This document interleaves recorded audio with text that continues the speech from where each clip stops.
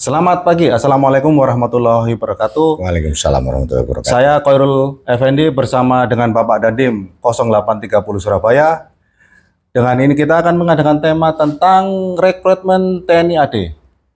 Begitu dengan narasumber Bapak Dandim, saya harapkan bisa memberikan wawasan untuk masyarakat yang sedang ramai di medsos ini. Mungkin bagaimana Bapak Dandim untuk proses penerimaannya, terus cara-caranya tentang seleksinya seperti itu. Terima kasih. Jadi untuk diketahui masyarakat umum, terutama yang bukan keluarga tentara, rekrutmen tentara ini sebenarnya sudah ada di websitenya TNI nih Pak. Tinggal kita mau buka di sana, nanti ada ketentuan-ketentuan yang harus dipenuhi. Mulai dari persyaratan administrasi, kita harus menyiapkan kartu identitas, baik KTP maupun keluarga, kemudian hasil-hasil pendidikan, kemudian surat kelakuan baik dari kepolisian, kemudian yang mungkin juga ada yang punya prestasi secara tertulis, buktinya dalam bentuk piagam atau apa segala macam bisa diterapkan sertakan di situ sebagai bahan untuk kita mendaftar di online. Setelah itu nanti kita buka website, kita bisa mendaftar di online itu. Ikuti saja prosedur yang ada di online sana. Jadi harus membuka website ya, untuk betul. mengetahui pendaftaran tersebut. Ya betul. Nanti untuk detailnya saat ini kebetulan alhamdulillah di wilayah kita ini sudah sangat mudah untuk membuka internet. Online itu nanti kita bisa melihat apa saja yang dibutuhkan sehingga mempermudah untuk persiapan kita. Kalau memang sudah siap semua baru didaftarkan secara online, atau nanti bisa menghubungi ke ajudan jenderal atau ajen, baik Korem maupun Kodam, nanti komunikasi ke sana sehingga kita tahu persyaratan-persyaratan apa yang harus disiapkan dalam rangka pendaftaran ini. Tapi kan untuk masyarakat kan tidak seluruhnya mempunyai untuk laptop atau komputer kan seperti itu. Ada yang mungkin masyarakat bawah yang tidak mempunyai laptop. Lah itu harus kemana dan bagaimana yang harus dilakukan oleh mereka itu? Saya pikir kalau untuk saat ini handphone sudah hampir dimiliki oleh semua orang. Jadi dengan kita membuka handphone, membuka websitenya TNI, nanti jelas di situ tuh bisa kita lihat dengan mudah. Itulah yang kemudahan-kemudahan itu yang dibuat oleh TNI dalam rangka rekrutmen pegawai atau TNI sekarang. Ataukah tidak ke kantor instansi militer atau apa itu Bapak untuk bisa memperjelas ataukah untuk benar-benar bahwa ada pendaftaran tersebut? Bisa. Jadi nanti di satuan jajaran TNI, kalau di Angkatan Darat berarti mulai dari Kodim, Koramil ke bawah itu bisa bertanya di sana. Kebetulan untuk saat ini seluruh Koramil jajaran Kodim Surabaya juga sudah mengkampanyekan itu, dalam artian kita menyampaikan edukasi kepada masyarakat untuk memberikan pengetahuan sehingga masyarakat tahu prosesi pertanyaan masyarakat itu nanti seperti apa, kemudian kalender kegiatan pendaftaran itu apa. Karena gini Mas, untuk rekrutmen TNI ini sebenarnya kan ada beberapa macam. Ya. Ada mulai penerimaan tamtama, ada penerimaan bintara, ada penerimaan perwira. Penerimaan perwira ini nanti ada dua sumber, baik dari Akmil maupun dari SPAPK. Akmil itu yang lulusan SMA bisa, nanti kalau untuk SPAPK itu harus lulusan sarjana. Nah itu. Nah untuk sementara ini yang akan ada ini, yang di rekrutmen untuk dari sumber mana itu Pak? Untuk saat ini yang sedang dibuka pendaftaran adalah Tamtama. Itu mulai dari Desember kemarin sampai nanti di akhir Januari ini. Nah ini lebih penting lagi Pak Dandim. Ini katanya, masuk tentara itu pasti bayar. Nah ini, tahunya kan ke pengeluarannya kan gratis. Nah, terus transparansi untuk mengcover beredar yang hoax itu terus gimana Pak? Oke. Nah ini banyak isu yang berhembus di masyarakat memang. Dalam pendaftaran tentara itu kita memerlukan biaya. Padahal sebenarnya itu tidak. Jadi pendaftaran tentara itu tidak dipungut biaya sepeser pun. Pendaftaran tentara itu sudah jelas ada anggaran untuk rekrutmen yang ada di sana. Maka kadang-kadang dengan mungkin magnetnya tentara ini Mas ya. Siapa? Tentara ini kan salah satu profesi yang cukup disenangi anak-anak Lah, itu. muda. Lagi dicari nih di masyarakat itu. ini, lagi boomingnya ini. Ada orang yang memanfaatkan itu. Dia bilang nanti kalau daftar harus menyiapkan uang sekian puluh juta, sekian ratus juta. Itu salah semua. Ya. Karena ditekankan dari pimpinan Angkatan Darat, pimpinan TNI bahwa pendaftaran tentara, rekrutmen itu tidak dipungut biaya. Dan itu diawasi oleh tim yang melaksanakan seleksi. Kami juga selaku Satuan Kewilayahan juga ikut melakukan pengawasan tersebut, sehingga kalau ada masyarakat yang dimintai biaya dalam rangka pendaftaran atau seleksi, nanti tolong dilaporkan. Oh, gitu. Nah, jalurnya gampang itu. Nanti kalau misalnya pas lagi seleksi bisa ke panitia, atau mungkin bisa melapor ke kita, ke Kodim, ke Korem, ke Kodam. Nah, nanti kita telusuri siapa yang melakukan hal itu. Jadi dengan catatan, siap. dengan catatan ada buktinya. Ya. Mungkin bisa rekaman atau bukti transfer, nanti itu bisa kita kejar itu. Oh, gitu.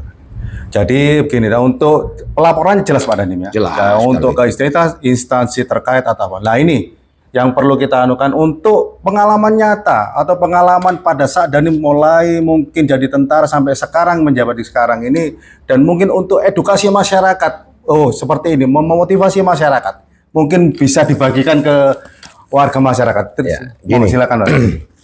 Terus terang, saya lahir bukan dari keluarga tentara. Jadi saya dulu itu tidak tahu tentara itu pangkatnya apa, kemudian jenjangnya seperti apa, tidak tahu. Pokoknya kita lepas saja. Jadi masyarakat bawah ini Pak. Masyarakat bawah. Kalau dibilang bawah banget ya sedanglah kan kayak gitu. Kebetulan saya melihat figur-figur. Siap. Figur-figur tetangga, kemudian ada juga kawan kakak kelas sekolah dulu segala macam masuk tentara. Gagap banget nih. Oh, iya. Saya pikir ini paten, ini keren ini. Nah, Ulangi langsung di manu orang kampung ini langsung. terus terang dulu memang wah, kalau udah bisa jadi tentara dan macam-macam sikat nih, kan gitu. Siap. Tapi padahal kenyataannya begitu kita masuk ternyata tidak. Nah, proses itu berjalan karena saya pertama itu memang pengen cita-cita jadi tentara. Kemudian saya bertanyalah pada senior-senior yang waktu itu sudah masuk, apa saja yang dipersiapkan. Yang penting kuat lari, kuat fisik, segala macam. Oh gitu. Nah ternyata begitu saya jalani, ada benarnya dan mungkin tidak semuanya benar. Ternyata kita juga harus punya kesehatan yang memenuhi syarat, kemudian psikologi yang terukur, kemudian mental ideologi yang baik. Maka mungkin saya perlu menyampaikan kepada masyarakat, hal itu semuanya perlu kita persiapkan dari dini. Mungkin untuk adik-adik yang saat ini kelas 2 SMA atau sudah masuk di kelas 3 SMA atau sederajat, itu sudah harus fokus mempersiapkan diri tuh. Nah, dijaga kesehatannya, kemudian latihan, olahraga, kemudian menjauhi hal-hal yang negatif.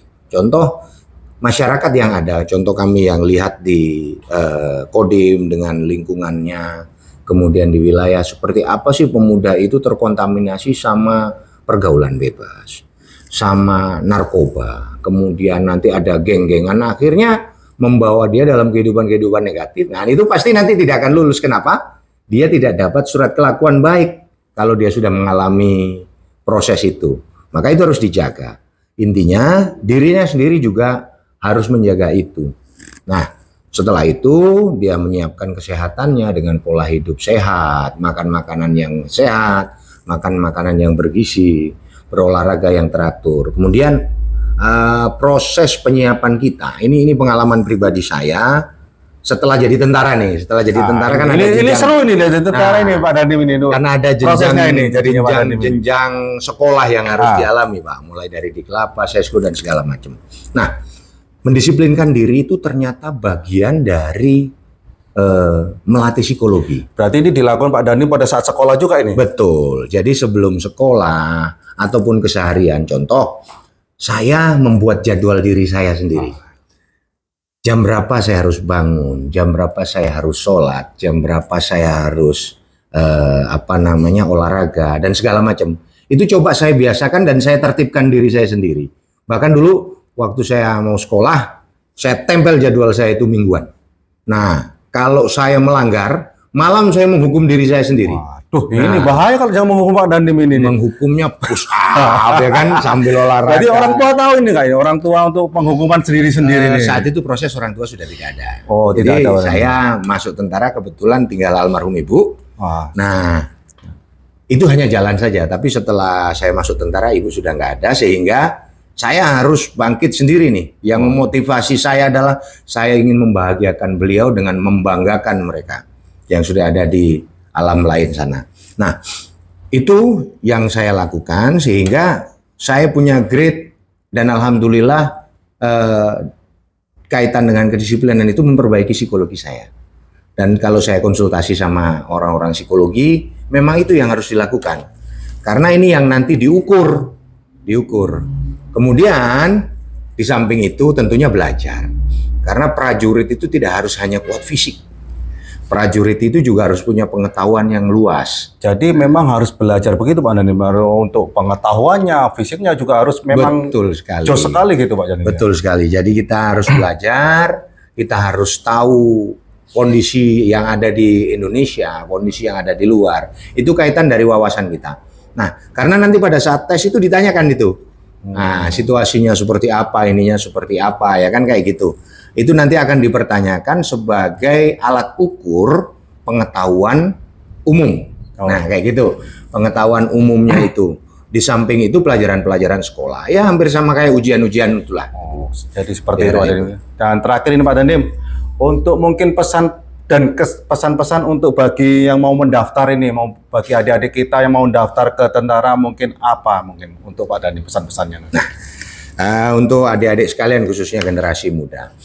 Prajurit itu adalah bagian dari masyarakat yang terpanggil untuk turut serta aktif menjaga bangsanya. Ini merupakan suatu kebanggaan buat saya pribadi dan harapannya ini menjadi suatu kebanggaan bagi orang-orang yang akan bergabung di kami. Maka sebagai warga masyarakat tentunya siapkan itu karena nantinya tentunya prajurit itu tidak hanya indah dilihat tapi juga harus berisi. Dalam artian prajurit itu punya wawasan yang baik, punya ilmu pengetahuan yang tinggi, dapat membantu atau mendukung program-program pemerintah. Di samping tugas pokok kita adalah ikut mempertahankan keutuhan wilayah negara kesatuan Indonesia. Nah, hal itu tentunya tidak mudah, maka siapkan dari jauh hari. Kemudian jangan lupa yang paling utama adalah berdoa. Minta restu orang tua, harus menjalankan ibadah sesuai dengan agamanya sehingga antara pikiran, antara hati kita bisa sama-sama, kemudian kita bisa mencapai cita-cita. Namun, apabila belum rezeki kita bisa bergabung dengan tentara, kita bisa melakukan pengabdian kepada bangsa ini melalui jalur-jalur yang lain. Karena memang tidak semuanya bisa diterima, yang lainnya juga bukan berarti tidak bisa mengabdi kepada bangsanya. Khusus bagi yang memang fokus ingin diterima, maka siapkan jauh-jauh hari.